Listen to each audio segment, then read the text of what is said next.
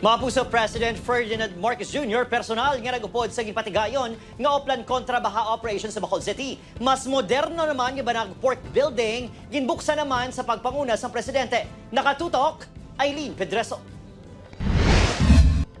Disyembre 5 sang ginlunsar sa Bacolod City LGU ang oplan kontra baha. Dirigin pa idalom sa dredging, declogging, kag clearing ang pila ka waterways kag creek sa syudad kung sariin masami nagabara ang mga basura kag nagaresulta sang pagbaha.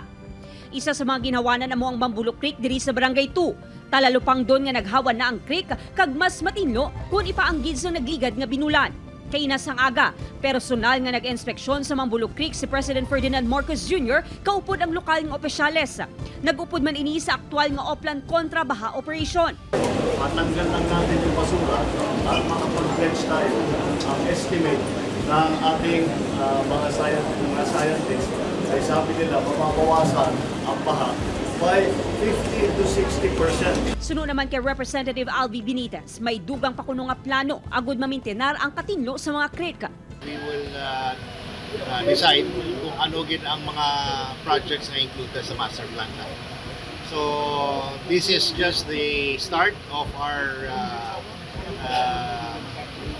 solving the problems and finding ways na hindi na magbaha pa po. Nagpadulong man si PBBM sa Barangay Banago kag gimbisita ang Banago Port Improvement Project.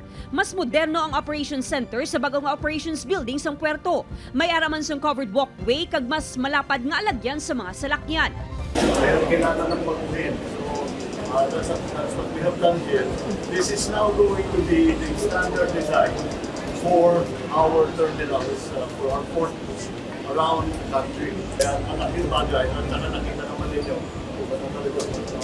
ayos at maayos at the traveling experience para sa ating mga kalimutan. Upod kay Reynald Castillo, Eileen Pedraso, 1 Western Visayas.